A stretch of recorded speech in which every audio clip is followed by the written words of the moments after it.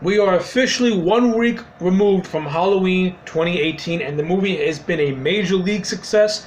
It's raking in all kinds of money, and a sequel is already in the works, already in talks, and most likely going to be in production by sometime next year. I think that there should be no sequel to Halloween 2018. Me, personally, I think 2018 completed Michael and Laurie's story. There's nothing left to tell. Nothing left to tell at all. Michael chasing the granddaughter has no appeal to me at all, and it's going to be so redundant, and it's just a carbon copy. And it's going to be the law of diminishing returns. And you don't want the law of diminishing returns with with something like Halloween. You want more returns. You want more success. And I feel that the proper and correct way to go is to do Halloween spin-offs. Now, back in the 80s with Halloween 3, that idea was attempted with. However, back in that time, something like that was far ahead of its time, and the audience was not ready for it. Now we're 30-something years into the future. Something like a Halloween 3 is more revered, and it's now more accepted. And I think they should go back to that idea of doing anthologies. However, instead of having it take place in its own universe, have it take place in continuity. As of right now, the only films that exist in the new Halloween lore is 78 and 2018. Do spin-off movies based within that continuity. From 6 to 21, Michael spent 15 years inside of Smith's Grove's sanitarium.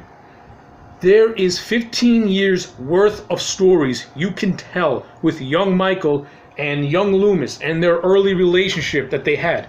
Let's tell stories about how Loomis first encountered Michael, about what Loomis's initial reactions to Michael were, and how he came to the conclusion that Michael was pure and simply evil. Not only that, it's taking place in an asylum. There are millions of other things that could have happened outside of Michael. Also, another story that could be told. For those who remember Halloween 78, when Loomis and this caretaker were walking through the cemetery to Judith's headstone, the caretaker was telling Loomis the story about Charlie Bowles, a man who killed his family with a hacksaw. Let's see a movie covering that specific event, and let's see what led to that tragic incident between Charlie Bowles and his family. I think that can make for another really good, interesting movie as well. When Michael was captured in 78 to when he escaped in 2018, there is 40 years worth of history that could have happened between Loomis and the new Dr. Sartain. Let's see how Loomis and Sartain first met up. Let's see what Sartain's initial reaction to Michael was, and let's see the events that led to Sartain to think that the only way he can understand Michael is to think like Michael and to be a killer like Michael. Let's see a movie that expands more on the Sartain character, to give him more depth, to give him more meat. Let's see what he was before he encountered Michael, and let's see how his obsession with Michael took him over in a way that Loomis's obsession took him over. Two different doctors with two different motivations of obsession. One man's obsessed with destroying Michael, the other man is obsessed with studying Michael. Let's see a movie that clashes those two things together. I think that can make for a really compelling and interesting psychological thriller. Not only that, the town of Haddonfield has more stories than just the babysitter murders. Let's make a movie detailing the histories between the Strode family and the Myers family.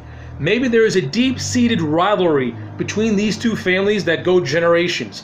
And maybe the real reason why Michael was attacking Laurie was because of a family grudge, a family feud between the two rivals. There are so many different possibilities and so many different roads you can go down to if you do spin-offs, as opposed to doing a malign sequel, which is going to tell no new story. You're just going to retread what you already did, and you're going to ruin what I thought was a satisfying conclusion to the Strode and Myers storyline. This movie, the new movie, pretty much made Strode and Myers into one unit, and to the point where Michael was pretty much lonely without Laurie. There was like a connection between those two, and I think that a deep-seated family feud is something that is more easier to swallow than a ham-fisted brother-sister angle that happened in the 80s. I think that the way of spin-offs is the way to go. I think if you do a direct sequel, it's going to completely diminish what you did in this new movie. It's going to be stupid. It's going to be dumb. You're just going to be retreading water, and you're not going to see the success that you got with this one. I think if you want future success, you think outside the box, and you go by the way of spin-offs, set within continuity. Don't make them be in a different universe. Set them within continuity. Expand upon certain characters. Add more history and backstory to those certain characters. Again, you got this new character, Dr. Sartain. He became Michael's doctor after Loomis passed away. Not only that, he said that he was a student of Loomis. Let's see the relationship between Sartain and Loomis. And like I said before, see how Sartain's obsession came to pretty much engulf him. So many ideas you can do, so many possibilities you can go, so many roads you can go down to. It's the right way to go, and to me, it's the only way to go. Anyway, let me know what you think about my idea in the comment sections below. If you have an idea of your own, I would like to know in the comment sections below. If you like what I had to say, let me know. If you hate it, let me know. Like the video and subscribe, and I will check you back next time for more.